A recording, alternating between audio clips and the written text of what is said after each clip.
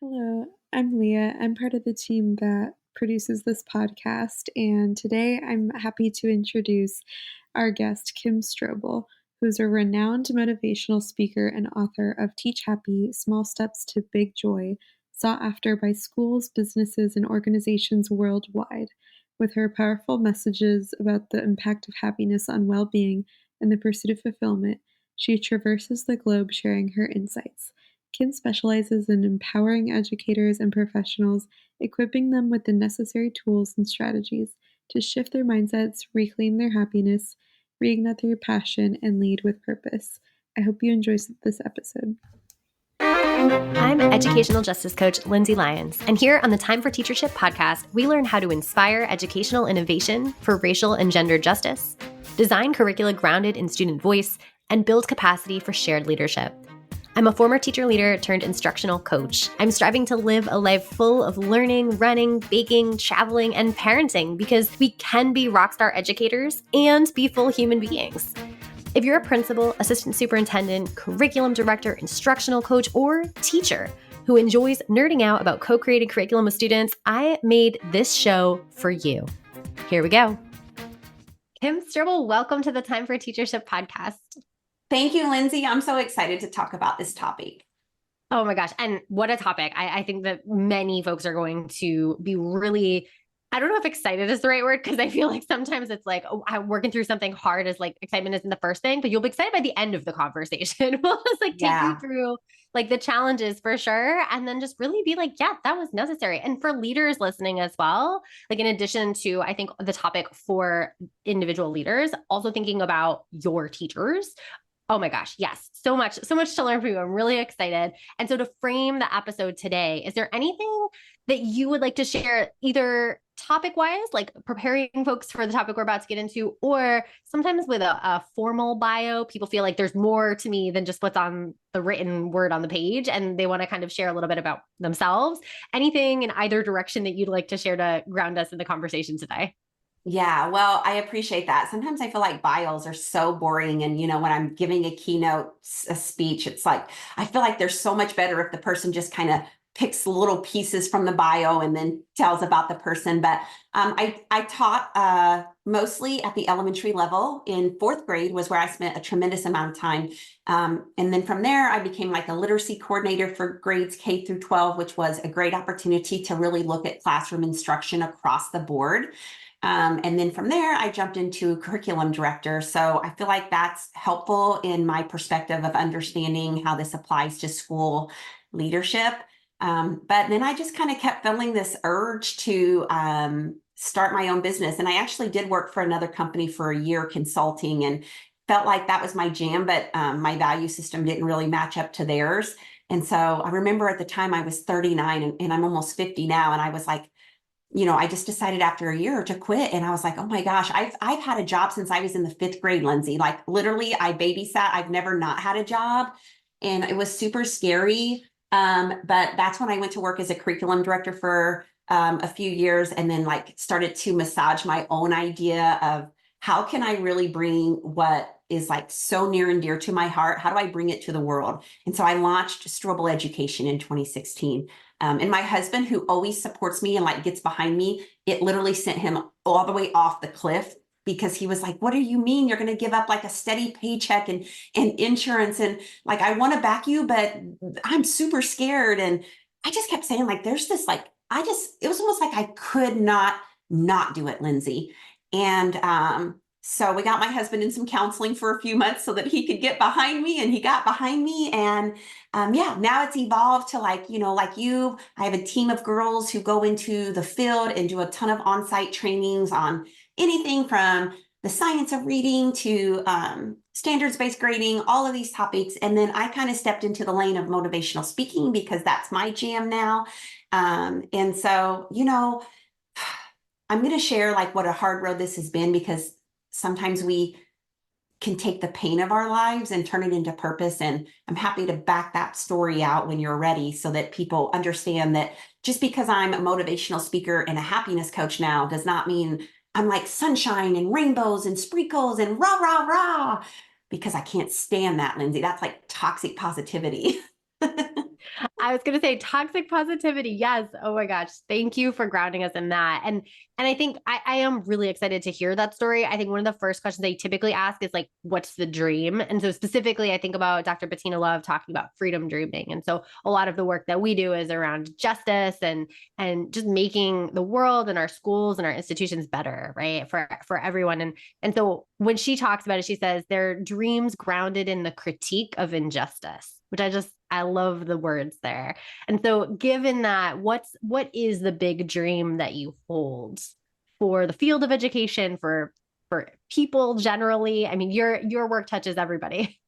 Thank you. I think, well, I mean, one of my whys behind why I started this business is when I was a fourth grade teacher, I taught a student who just completely derailed every single thing that I was doing in the classroom. He was like the Tasmanian devil. He would come in each day. He had no interest in learning. He couldn't sit still. He poked and prodded and, you know, other kids. And I was taught early on that it really starts with relationships. And so I just kept pouring into the relationship. And about halfway through the year, we discovered that he came from this very traumatic home life where dad wasn't in the picture. Mom was an alcoholic. She was completely unavailable in the bedroom all day and all night. She wasn't working. The electricity had been turned off. And I always say that Corey, I was his fourth grade teacher, but honestly, he ended up being my teacher because when we heard his story as a class, it completely shifted everything in how we operated with him. And I'm happy to say that 3 years ago, Corey did the impossible. He graduated from college. He has a job. He got married. I got to attend the wedding. I mean, I'm still in contact with him. But one of the things he said to me, Lindsay, was not a lot of people believed in me back then. And you were one person who did. And so it kind of left me with this feeling of just great compassion for the kids who walk in our doors. I can never tell this story without tearing up because he's so near and dear to my heart. But you know, I guess my thing is that students come to us with all different talents and capabilities and academic intelligence. And sometimes we have too much of a focus on academic intelligence. And I actually think that the reason Corey has been able to persevere is because he's had to do it his whole life.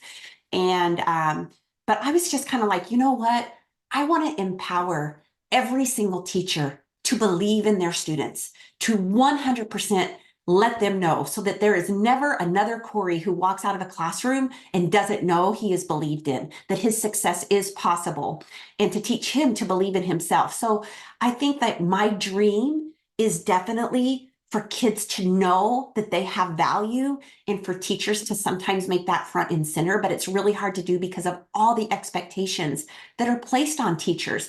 And so then my other why, of course, and it's the premise for the book that I have coming out, my first ever book that took me 10 years because Kim Strobel didn't believe in herself to write the book.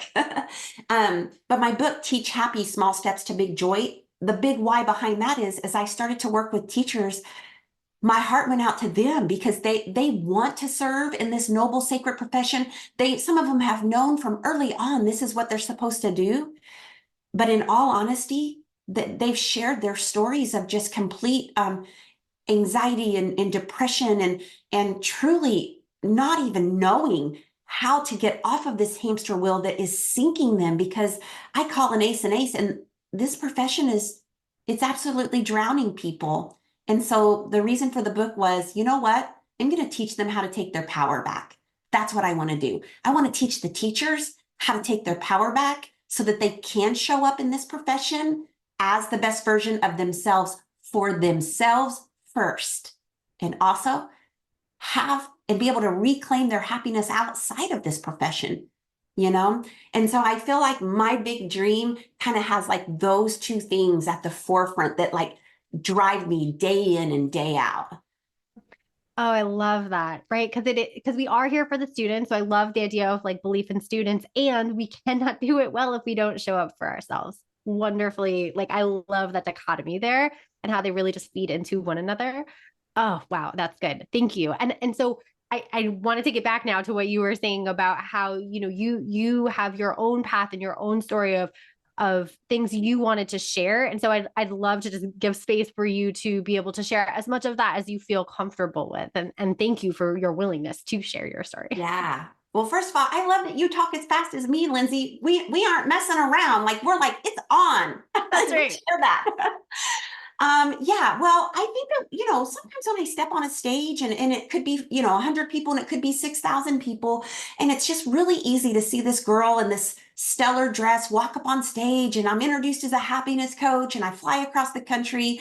And I always think, like, those people sitting there, they're thinking, wow, she has it all together. Like, what an amazing life she has. And I am so far from that.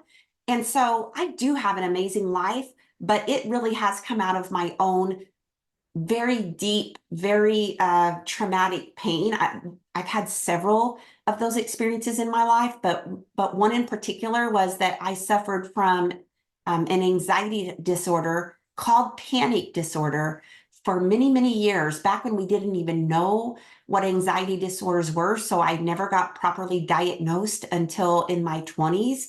And so my life, Lindsay, got very small. I struggled to be at home by myself as a 22-year-old married woman. I couldn't stay at home by myself, hardly. I couldn't drive. I mean, I would drive my car 5 minutes to my secretary's job because, of course, I had quit college because I couldn't be there. I was having these episodes day in and day out. I thought I was crazy, and I was just like, I couldn't even function normally. Going to Walmart, stepping in Walmart, like, all of those things were just crazy, crazy difficult. And I know for people who have never had a panic disorder, it's like they logically cannot wrap their head around it. But what I tell people is, I want to put you in the space of what it felt like for me for just a moment. If I were to place you on a train track, Lindsay, and I told you, like, you're chained to the train track, you cannot get off, and a train was coming at you at like 200 miles per hour. And I said, you know what, Lindsay, you're safe.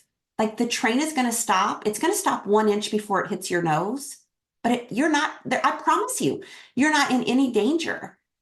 And I want you to think about, honestly, being on that train track and seeing that train barreling towards you. You would feel like it would be the biggest, like, feelings of terror of your life.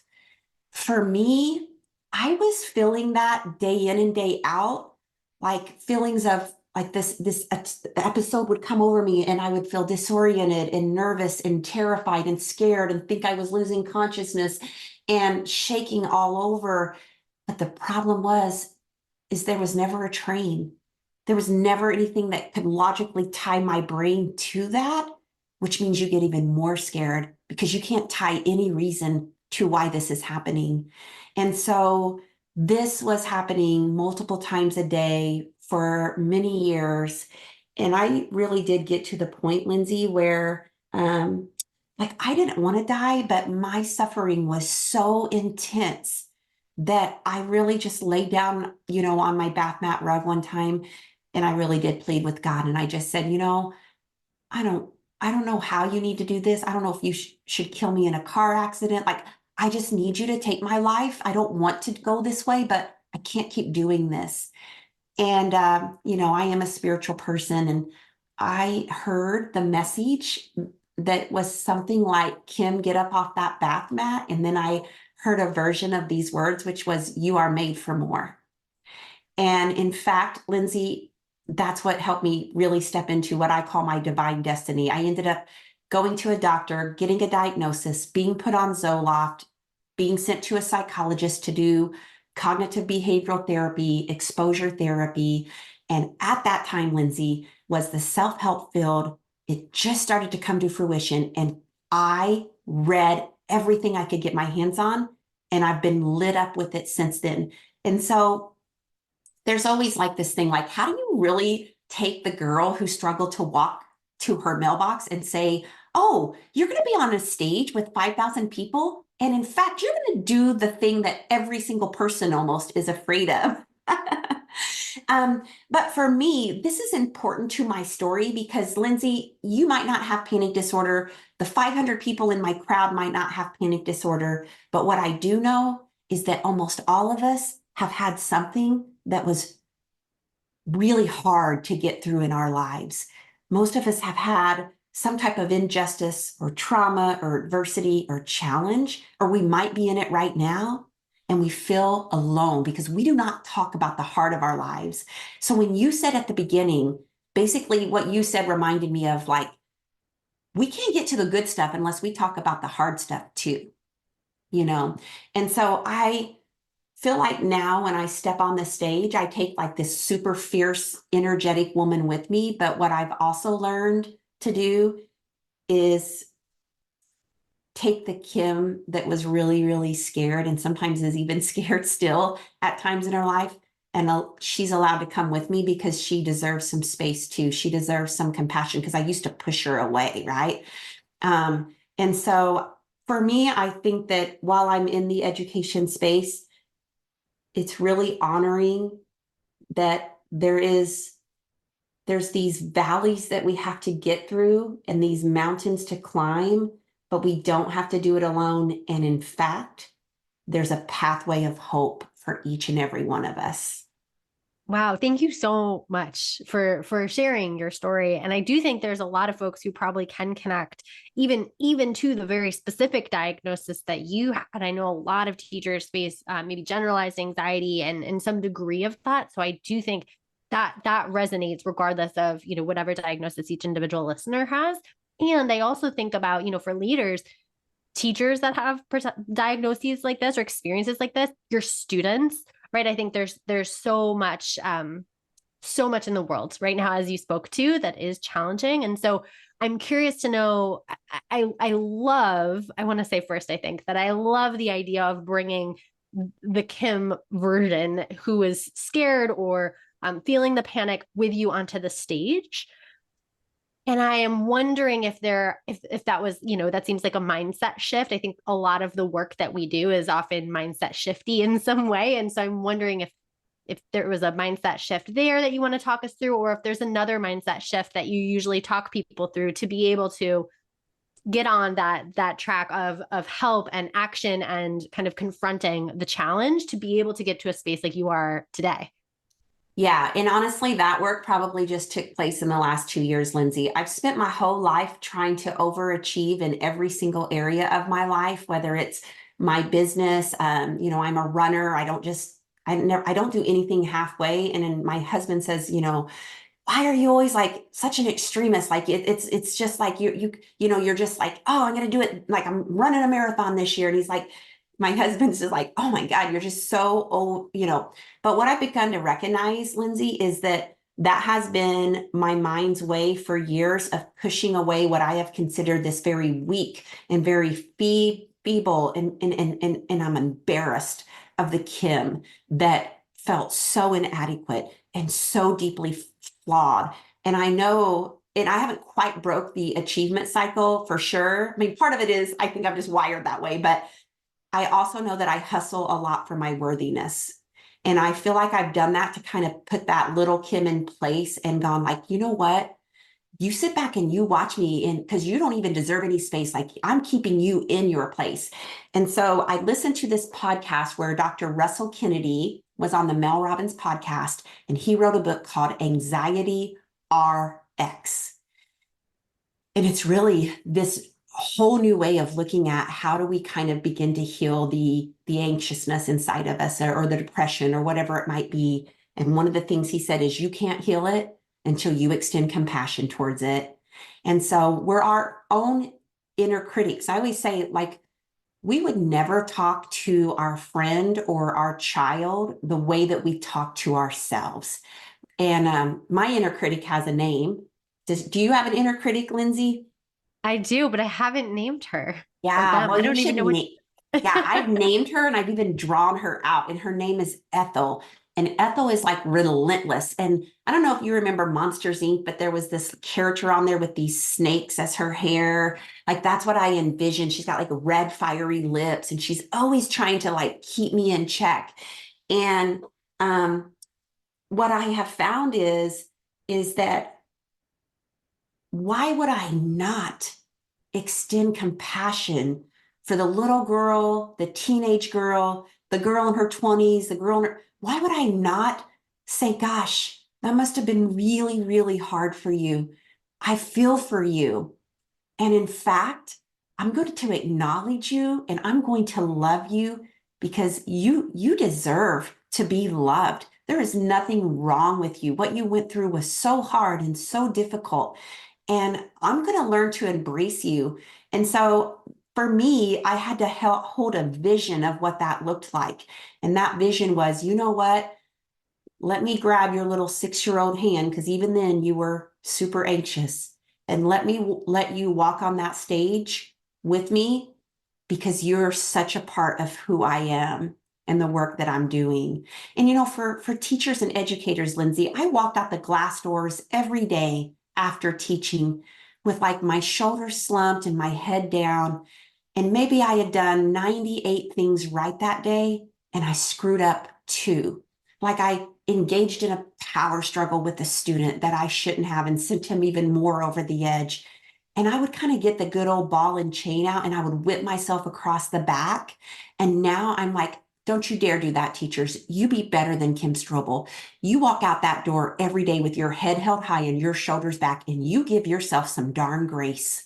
You focus on the 99 darn things that you did right in your life. And don't you dare let that inner critic come out and chastise you for the one thing that you messed up that day. Oh my gosh, so many things that you're saying that I just want to like draw connections to and connect to. So I'm bringing in my own therapy here. So I think that resonates a lot with me. The idea of extending compassion to either a younger version of ourselves, a former version, even if it was like earlier that day, right? That has been a huge key in unlocking a lot of forgiveness and compassion for myself. And so I think that is huge. And I want to just like double down on that recommendation. And I think in the justice world as well, there is this kind of striving for perfection. There is this avoiding things because I don't want to make a mistake and I have to do it just right. And if I make a mistake, that means I should never try again, right? And so this perfection actually inhibits our progress. And so as a person who is committed to justice, I think for me, I talk a big game of like, oh, mistakes are how we learn. And it's like, if I make a mistake, I hold myself to that super high standard, right? Just like teachers do with students.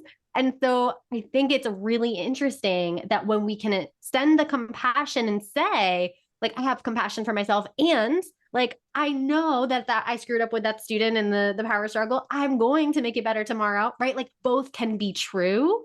And I think the both can be true is something that's really hard to hold for people.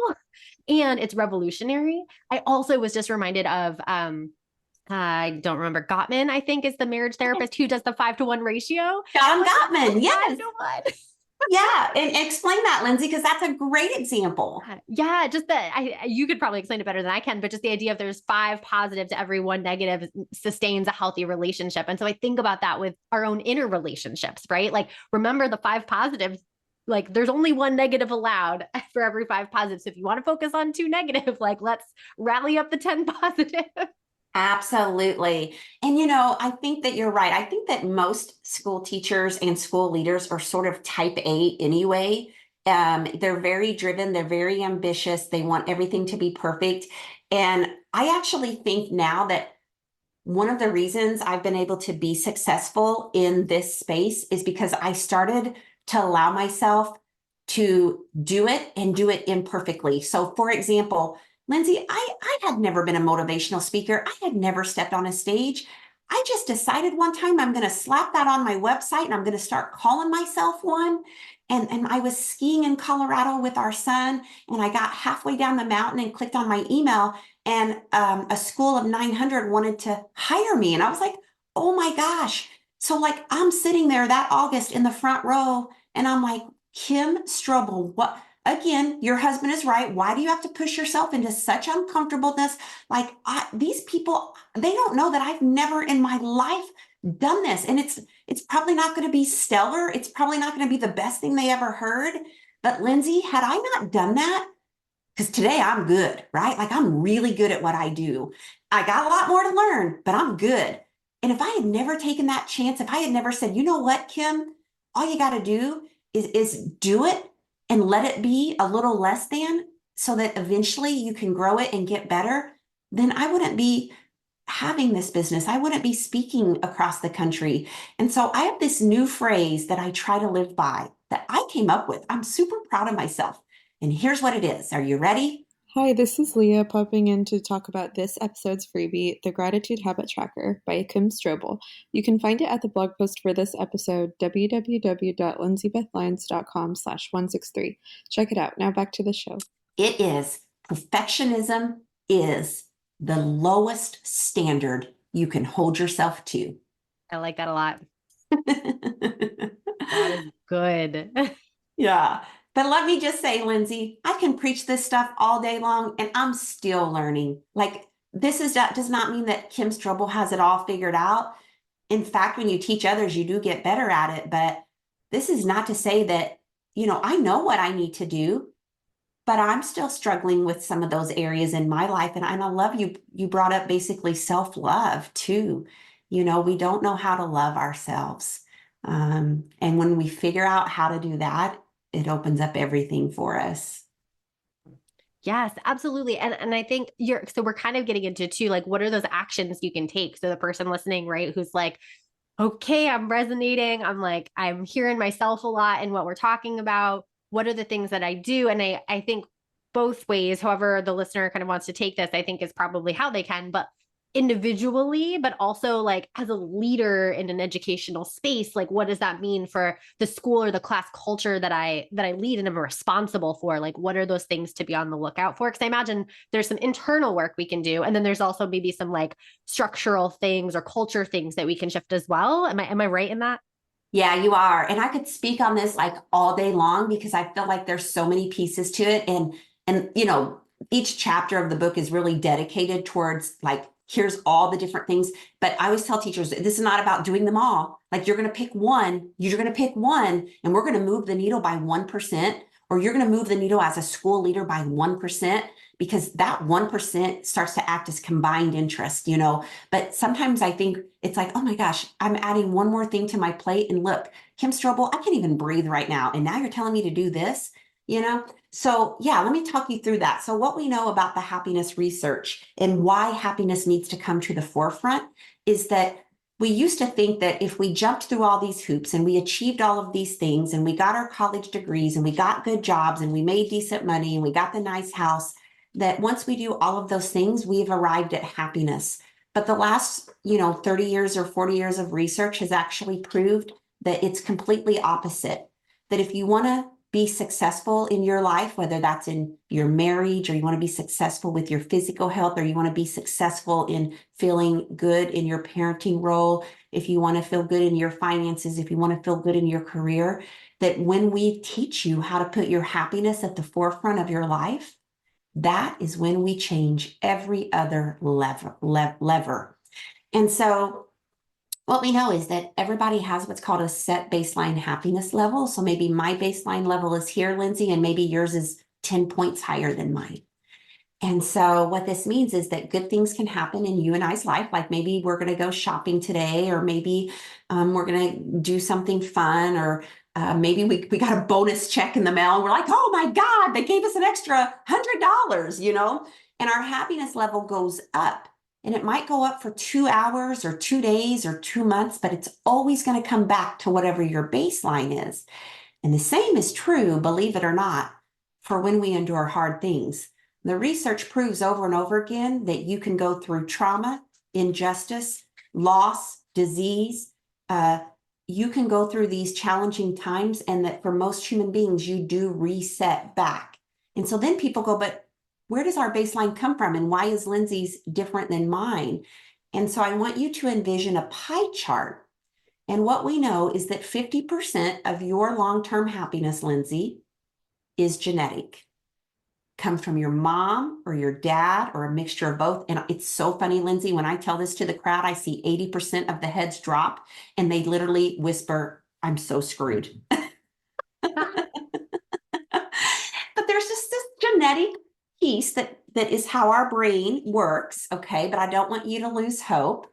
The shocking piece for people is that if I took every single external circumstance that you've ever had in your life, Lindsay, what kind of home did you grow up in? Did you grow up in, poverty or not? Did you have parents who were divorced or together? Were you bullied? Weren't you? What experiences have you had in your adult life, like, are you divorced? What kind of money do you make? What kind of job do you have? We can take everything and throw it into the pie. And what we know is that only about 10% of your long-term happiness comes from those external circumstances. But if you're like Kim Strobel, you let circumstances and people steal way more than 10% of the pie. Are you guilty of that, Lindsay? Absolutely. Absolutely. Yeah. And so the part that really fires me up is if there's 50% genetic and 10% comes from our external circumstances, that leaves 40% of the pie. And what we know is that every human being can increase their happiness levels by up to 40%. And it has to do with these three things: the actions you're taking daily, the behaviors you exhibit. Oh, Lindsay, look at the balloons. My computer's been doing this. For folks listening on the podcast, there was just balloons on our Zoom call. It was amazing. Yeah, Zoom was yeah. cheering us on. Yeah. So actions, thoughts, and behaviors. Actions, thoughts, and behaviors. And so in the book, I focus a lot on what are those and what is it as people who serve in this super demanding profession. How do I really create more ease in my life?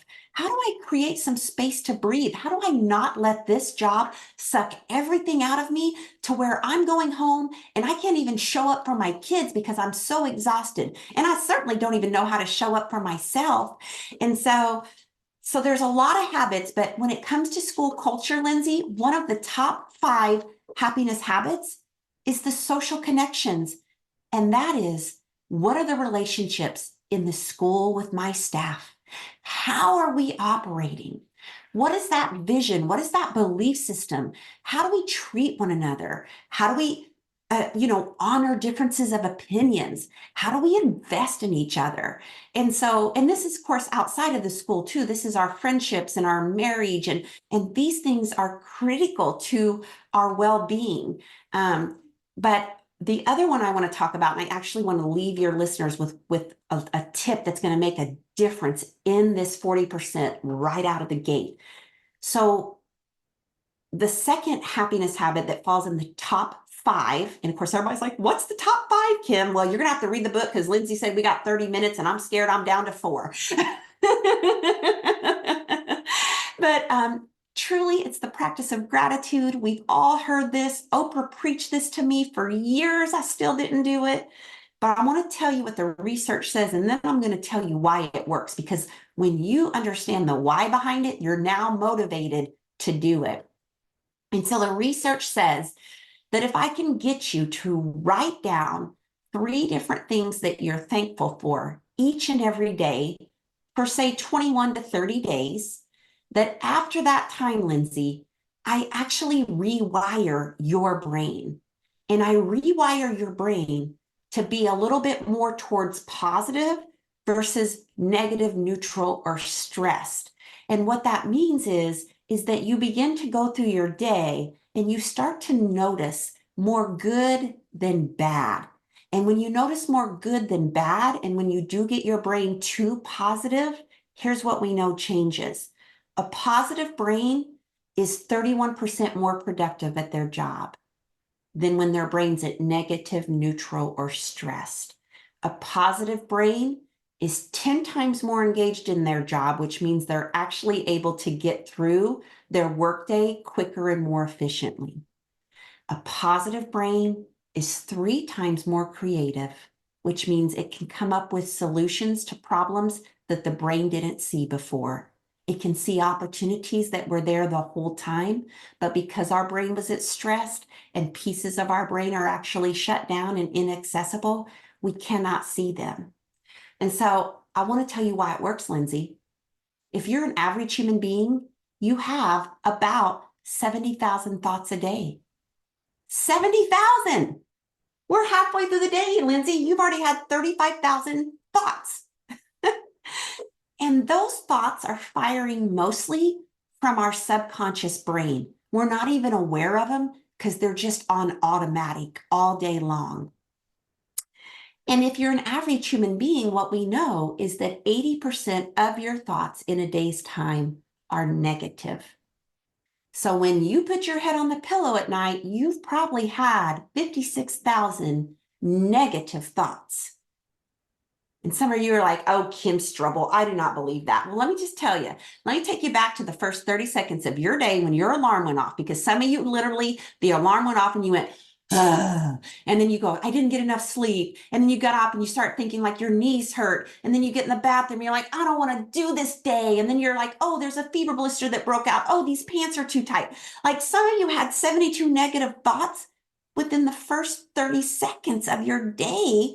And this is because we're wired this way. We actually have this thing in our brain called an amygdala, and the amygdala was part of our brain all the way back from caveman, cavewoman times. And then the amygdala's number one job is to scan 24/7 for danger, to pick up any negativity in order to protect you. But the issue is it's 2024 and there's not a saber-toothed tiger, Lindsay, when you walk out of your office and go down the hall to the bathroom. But yet our amygdalas are still wired this way. And that's why we have these kind of constant streams of negativity in our brain. And here's what's even crazier. Of the 80% of thoughts that are negative, Lindsay, 95% of the 80 are the exact same thoughts you had the day before.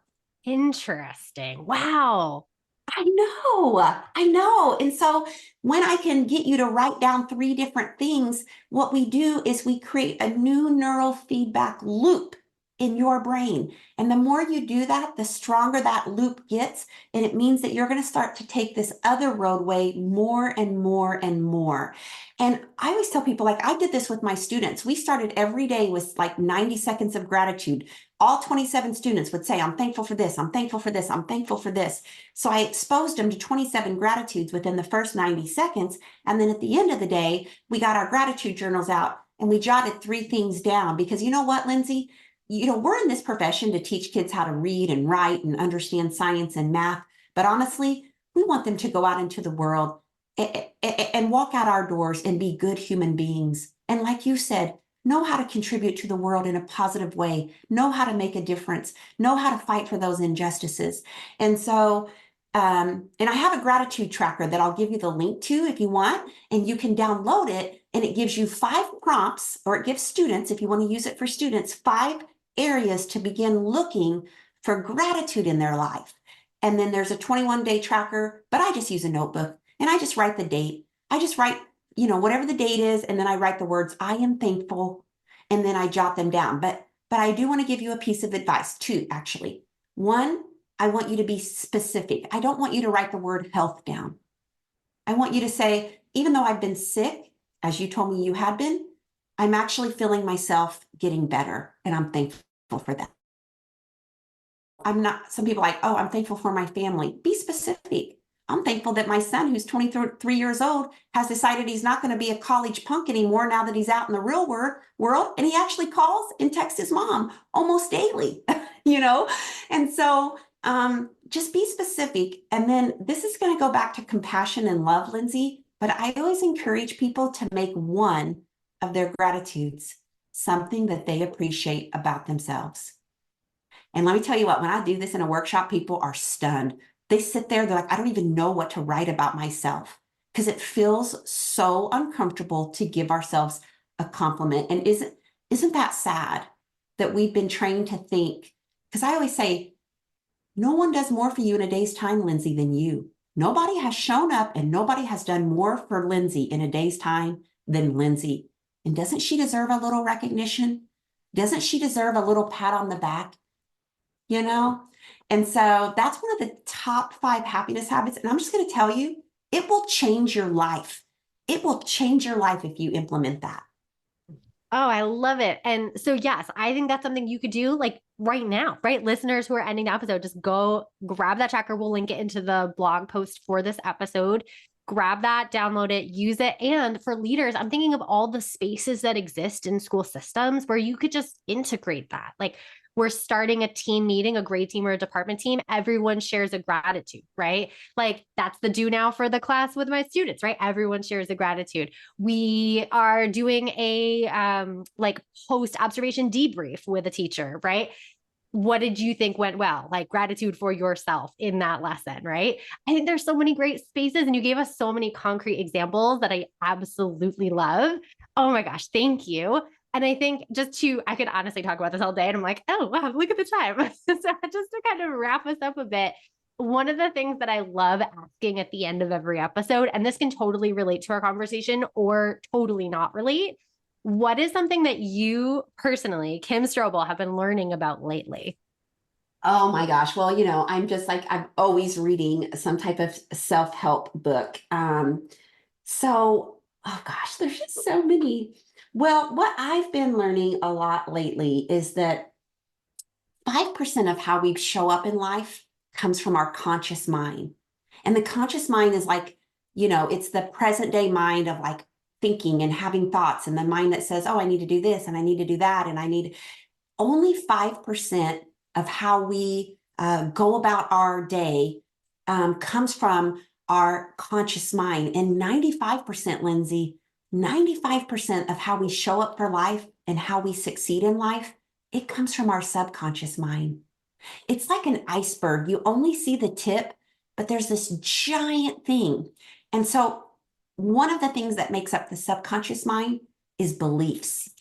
And did you know, Lindsay, that most of us had all of our beliefs formed by the time we were 6 years old? Wow, as the parent of a toddler, I'm really thinking about that one.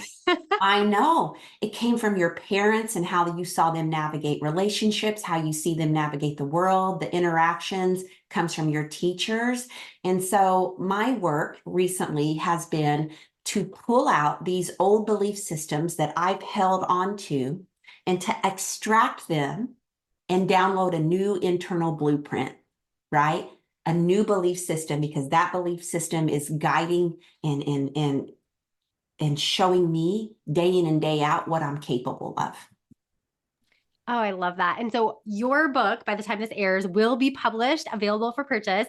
Where can listeners get it? Where can they contact you or just follow what you're doing? Where are all the places? And we'll link to everything you share too in the blog post. Yeah. So they can go to Amazon.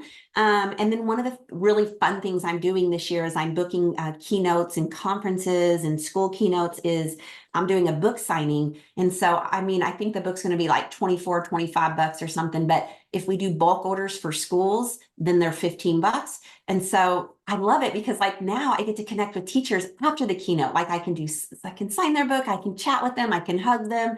And so I'm so excited to put this out into the world because I believe that it offers a blueprint for how to get out of the chaos and how to reclaim the happiness and the goodness that wants to come to them so that they can start to breathe again and that they know that they are worthy of that, right? A lot of it is like being worthy and understanding you don't have to do it all. In fact, what I want to do with this book is extract those old belief systems that you've been carrying and start to create a new one that's going to help make you really, it's all about feeling good, Lindsay. We want to feel good in our life. Not all the time. I was crying on the floor 2 weeks ago, but I have a set of strategies that pick me up and get me out of the gutter quicker now. Oh, fantastic. Thank you so much for your vulnerability, for your very research-based actions that you shared with us, and just for your like the energy that you carry is like palpable through the screen and through people's earbuds or however they're listening. And I just love that you seem to really walk the talk and like do the things and you're committed to the work that you're asking other folks to do, which I just absolutely admire and love. Thank you. Oh, you're so welcome. I appreciate that, Lindsay. I do feel like there's a lot of people showing up in this space right now, and that's kind of a pet peeve of mine. It's like, don't be promoting all this stuff on social media or sending your newsletter out, but then you got different actions going on behind the scenes, So I really do appreciate that you see the realness of who I am. And my website, by the way, I forgot to mention that, but if people want to connect with me, it's just strobeleducation.com. Beautiful. Thank you. We'll put that in the show notes. If you like this episode, I bet you'll be just as jazzed as I am about my coaching program for increasing student-led discussions in your school. Shane Safir and Jamila Dugan talk about a pedagogy of student voice in their book, Street Data. They say students should be talking for 75% of class time. Do students in your school talk for 75% of each class period? I would love for you to walk into any classroom in your community and see this in action. If you're smiling to yourself as you listen right now, grab 20 minutes on my calendar to brainstorm how I can help you make this big dream a reality. I'll help you build a comprehensive plan from full-day trainings and discussion protocols like Circle and Socratic Seminar to follow-up classroom visits where I can plan, witness, and debrief discussion-based lessons with your teachers. Sign up for a nerdy, no-strings-attached brainstorm call at lindsayBethlyons.com/contact. Until next time, leaders, think big, act brave, and be your best self. This podcast is a proud member of the Teach Better Podcast Network. Better today, better tomorrow, and the podcast to get you there. Explore more podcasts at teachbetter.com/podcasts, and we'll see you at the next episode.